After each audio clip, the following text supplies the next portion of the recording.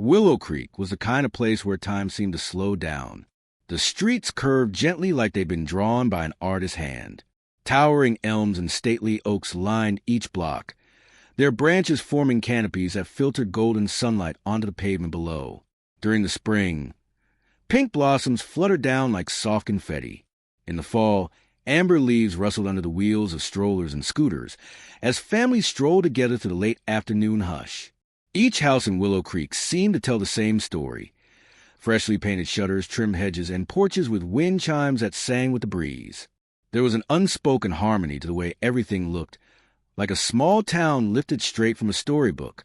On Friday nights, the scent of barbecue drifted through the air. Grandparents rocked gently on their porches, waving to neighbors walking their dogs. Kids chased fireflies with plastic jars, squealing with delight. Life here wasn't just pleasant. It was predictable, safe, steady. At the center of this seemingly idyllic world was the Willow Creek Homeowners Association, a modest 5-member board of volunteers. They kept the gears turning quietly in the background. They organized annual block parties, coordinated seasonal decorations that lined the lampposts during holidays, and sent out the occasional newsletter reminding residents about trash pickup days and lawn care guidelines. Their presence was subtle, their leadership gentle but effective. But harmony has a fragile rhythm, and in every orchestra, there's always someone who refuses to play along. Her name was Linda Hargrave, a woman with perfect posture, a steely smile, and a gaze that could cut through glass. She didn't just live in Willow Creek. She inspected it. Some called her a watchdog. Others, less kindly, called her Karen. She wasn't part of the HOA board, not officially, but she attended every meeting, clipboard in hand, notes meticulously written in red ink. She spoke with the conviction of a courtroom attorney, even when the topic was as trivial as mailbox paint. And while most neighbors rolled their eyes in private, few dared to challenge her publicly. For a time, Linda's complaints were just background noise, a nuisance, but nothing that shook the foundation, until the day she took her obsession too far. And like a single match tossed into dry brush, one act of sabotage would ignite a firestorm of outrage, unity, and transformation that no one in Willow Creek would ever forget.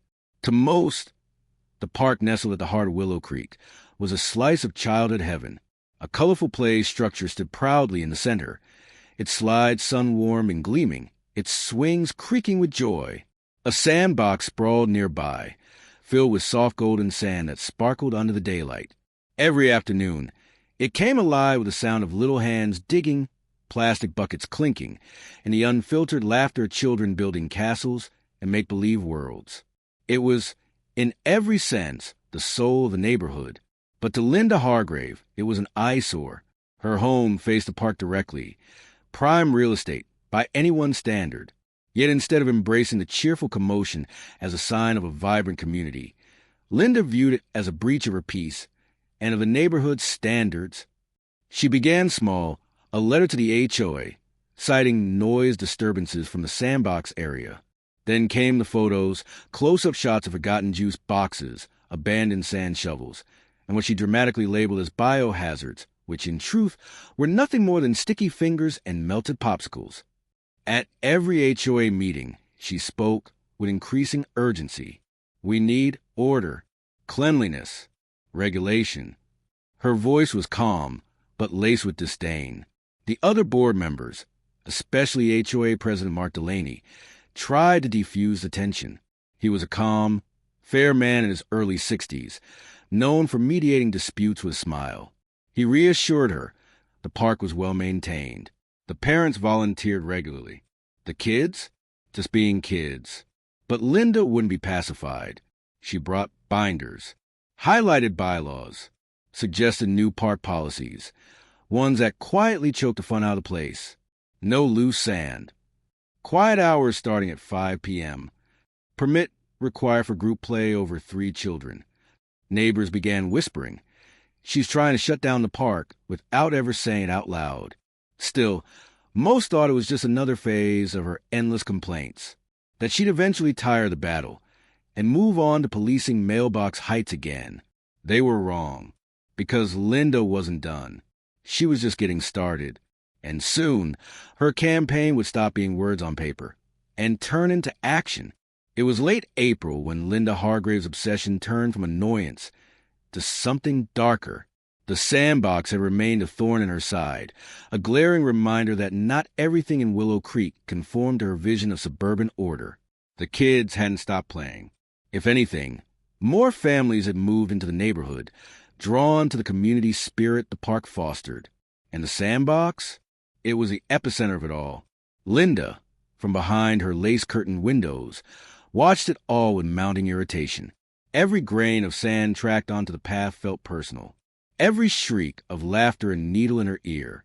Then, one evening, after an HOA meeting where her complaints were once again politely tabled, she returned home with clenched fists and a bitter heart. That's when she saw it.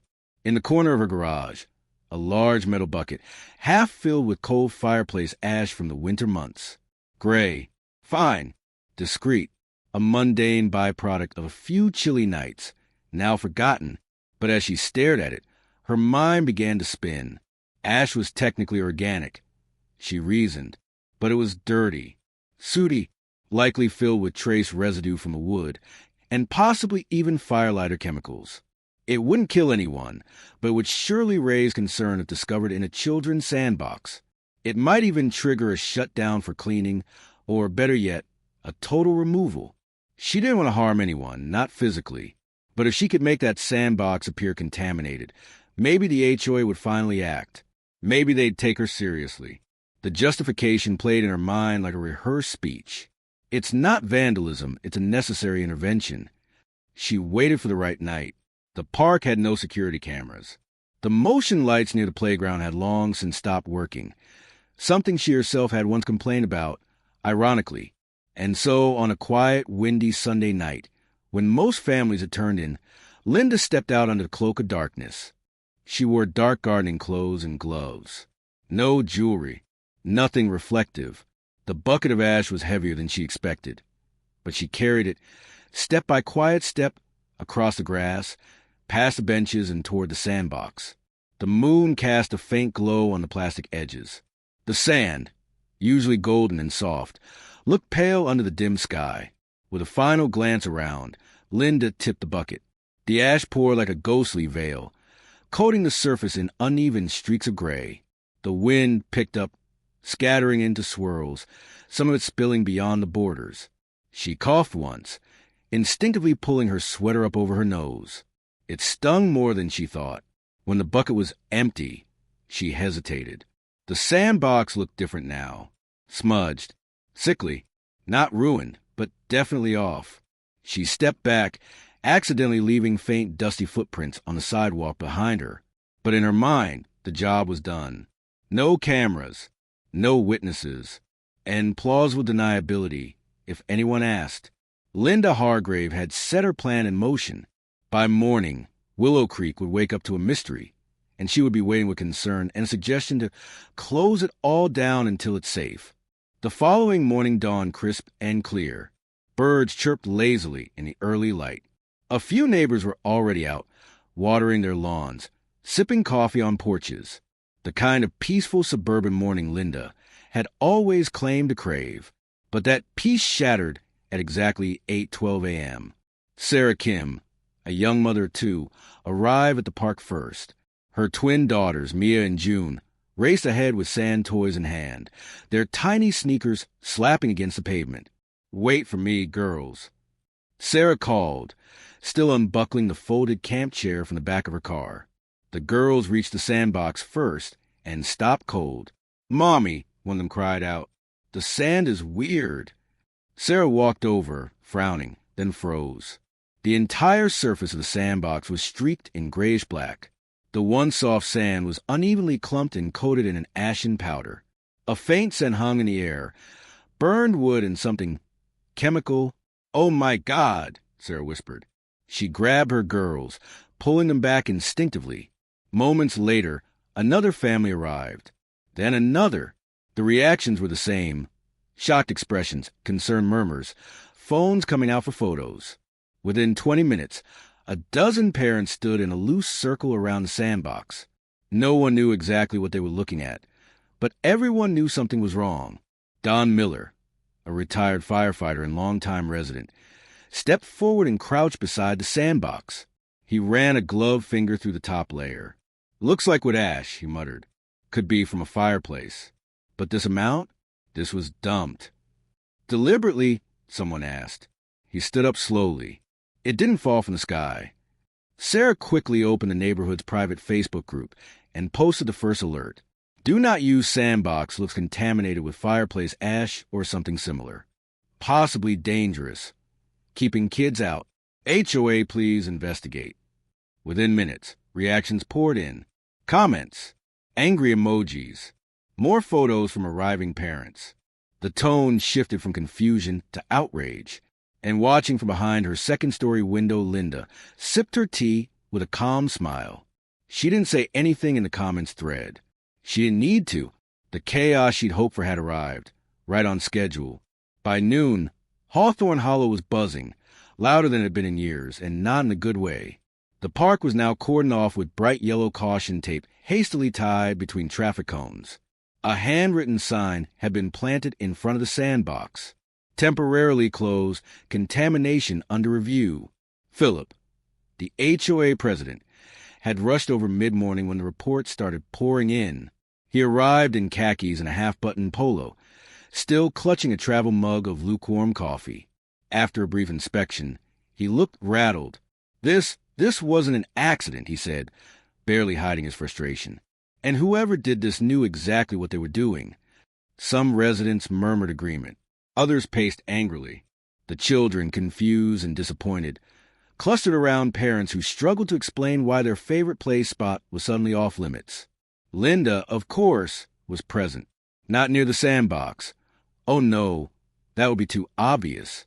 She lingered by the pathway with a look of practiced concern, shaking her head like the rest. "It's just so sad," she told a group of nearby parents. "I always worried that sandbox wasn't very hygienic." Alyssa, one of the sandbox committee moms, gave her a long, sharp look. "Funny how you've always had an issue with it, and now it's suddenly contaminated." Linda blinked. "Are you suggesting I had something to do with this?" "I'm not suggesting anything," Alyssa replied, voice cool. "But you made it clear for months you wanted it gone." Philip cleared his throat and intervened before things escalated. "Listen, we're not here to point fingers, yet. First things first, we're sending a sample to an environmental lab. We'll test the sand and go from there." Don nodded. "Good. But if it's ash, and I'm telling you, it is, we need to replace all of it. That stuff can contain harmful residue." "But that could cost thousands," Linda piped in. "Is that really the best use of our HOA budget?" The silence that followed was immediate and heavy. Alyssa turned slowly. "I'd rather spend money protecting children than preserving someone's idea of aesthetic perfection." A few people clapped quietly. Linda's smile faltered, but only slightly. The sandbox was closed, the community was stirred up, and suspicion was swirling. Just the kind of storm she liked. 10 days later, the results came back from the lab, and they hit like a hammer. Philip stood at the front of a packed HOA meeting in the community clubhouse, holding a printed summary in his trembling hands. His voice echoed through the quiet room. "The sample confirms contamination by wood ash. There are trace amounts of soot, carbon residue, and mild heavy metals. None of it acutely toxic, but enough to deem the sandbox unsafe for use. The recommendation is full removal and replacement of the sand, effective immediately." A gasp rippled through the room. Parents looked at each other in dismay. A few children who had tagged along looked crestfallen. Linda sat off to the side, feigning concern but glowing internally. She'd done it. Sabotaged the sandbox, and now the professionals were validating her narrative. Philip continued. "We've also spoken with the city's Parks and Environmental Safety Unit. They concur. The contamination appears deliberate, not a natural occurrence." A murmur swelled. Linda stiffened, just a hair. Don stood up from the back row. "So now we clean it and replace it, right? When does that happen?" "That's what we need to vote on tonight," said Carol, the vice president. "There are two options. 1, we clear out the sandbox and refill it. 2, We consider replacing it entirely with something lower maintenance and safer, like a poured rubber play surface. At that, Linda sat up straighter. She glanced around the room, gauging reactions. A few heads nodded at the idea. Others looked hesitant. She cleared her throat. "I know change is hard," she began, loud enough for everyone to hear. But maybe this was a sign. That sandbox was a mess. Always has been. We should consider upgrading, modernizing the space, for everyone's safety. A hush fell. Her words weren't as well received as she expected. Alyssa stood slowly. Her tone was calm but resolute. "Linda, with all due respect, the kids love that sandbox, and the parents maintained it regularly. This isn't about hygiene or modernization. This is about someone taking a matter into their own hands and destroying a space children loved." Scattered applause followed. Linda's jaw tightened. She leaned back, crossed her arms, and muttered just loud enough. Well, if people had listened sooner, maybe it wouldn't have come to this. The damage was done, and while Linda had gotten what she wanted, the sandbox removed, she failed to predict what would come next. A movement. One that would make the play area bigger, better, and louder than ever before. The meeting ended with tension still hanging in the air, but something had shifted. A spark lit in the parents' eyes that Linda hadn't anticipated. What was meant to be the quiet end of a cherished play space became the beginning of a full-blown revolution. Later that evening, a small group of parents gathered in Alyssa's cozy living room. Coffee cups steamed on the table, and pages of playground catalogs were strewn across the floor. Don spoke first, his voice still tight with frustration. "If someone thinks they can just throw ash into a sandbox and scare us off, they're wrong." Alyssa nodded. "We're not just going to replace the sand. We're going to level it up." What followed was a passionate late-night brainstorm.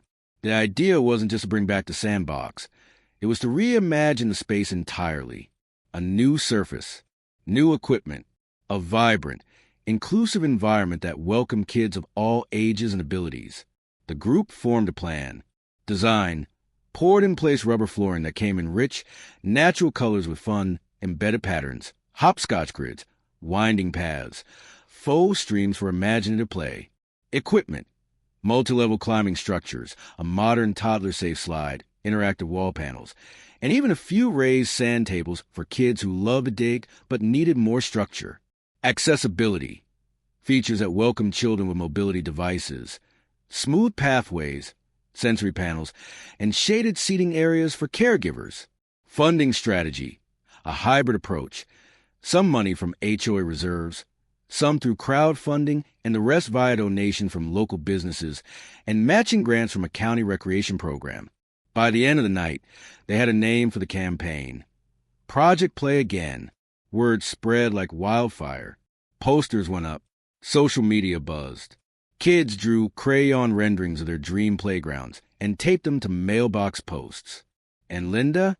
She watched it all unfold from behind her curtained window, unsettled, perhaps for the first time realizing she hadn't silenced the sandbox. She'd only given the neighborhood a reason to speak louder. Within just a few days, Project Play Again turned into a full-blown movement. The neighborhood that once politely waved over hedges was now organizing car washes, bake sales, and lemonade stands with the fierce coordination of a political campaign. Children stood on corners holding handmade signs, "Help us play again," while parents took turns manning donation booths outside local grocery stores. One retired art teacher hosted a weekend craft fair. A local cafe agreed to donate a portion of weekend sales. The community wasn't just raising money. They were raising morale, and the donations came in fast. $10 bills slipped into jars.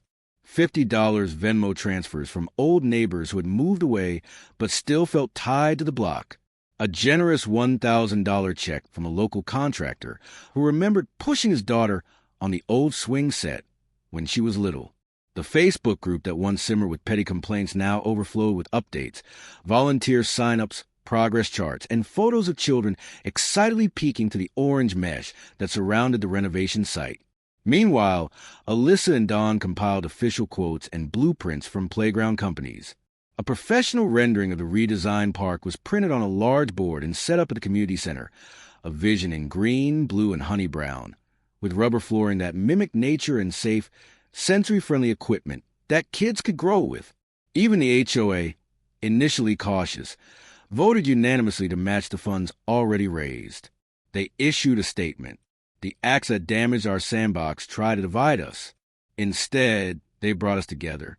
We are proud to support this transformation. As the groundwork for the new play space began, Linda watched it all unfold with increasing discomfort. She had fought for quiet, order, and neatness. But what had emerged was something louder, more joyful, and utterly beyond her control. And yet, she hadn't said a word. Because by now, even she could tell, no amount of ash could bury this much hope.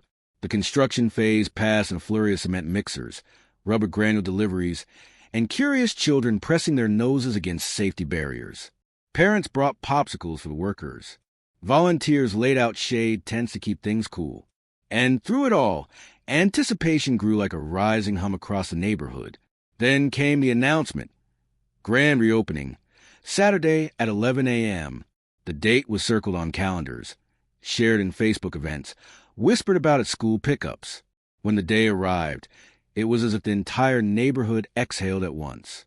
Bright balloons swayed gently in the breeze.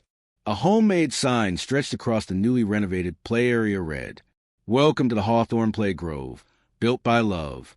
Children bounced on their heels, their excitement barely contained as the ribbon fluttered in the wind. Parents clustered in groups, clutching coffees and cameras, ready to capture a moment that felt as meaningful as any birthday or graduation. At the podium, Philip Townsend, the HOA president, stood with a gentle smile. He cleared his throat and spoke into the small mic. "We were tested this year, not by disaster, not by fire, not by flood, but by something quieter, something that tried to take away joy from our youngest residents. But look around you. You'll see what happens when neighbors link arms instead of pointing fingers." Applause rose. And then, with a ceremonial snip of the ribbon by two toddlers holding giant scissors, the play park opened. Children rushed in, cheering, spinning, leaping into the new space like they'd just been set free. The rubber surface cushioned each step. The slide was faster, smoother. The sensory wall made soft clacking noises when spun. And the two raised sand tables, tucked into the corner, offered just enough mess for creative play, without ever touching the ground. Even the quietest kids smiled. Even the shyest kids played. And watching from the edge of the park, arms folded, face unreadable, stood Linda. She didn't clap. She didn't smile. But she didn't speak either. Because this time it was clear. No amount of disapproval could undo what had been done. Months passed, and the new playground became the heartbeat of Hawthorne Estates. Laughter echoed every afternoon. Strollers lined the sidewalk. Chalk drawings sprawled across the edges of the rubber flooring like murals telling the story of unity, of growth, of joy reclaimed. For the parents, it wasn't just a play space. It was a triumph, a daily reminder that adversity didn't break them. It forged them. New families moved in, drawn by word of mouth and a feature in the county's community newsletter titled, "How One Neighborhood Turned Sabotage into Something Beautiful."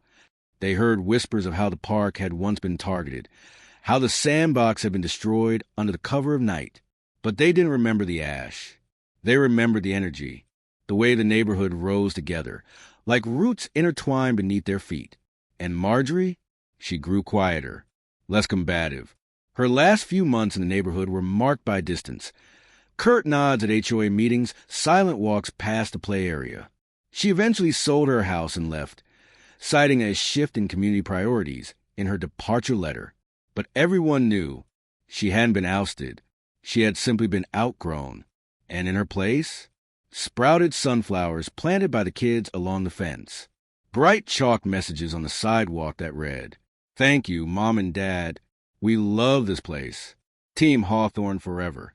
The sabotage was never forgotten, but it was repurposed, rewritten.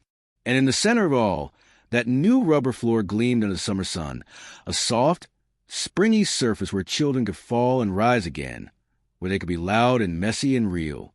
Because Hawthorne Estates had learned the truth that day. You don't need to fight fire with fire. Sometimes you fight it with community, with kindness, with determination, and with the unstoppable sound of children laughing. Free, fearless, and finally home. Let us know in the comments where you're watching from. And remember, no act of cruelty, no matter how petty, can ever dim the light of people united for good.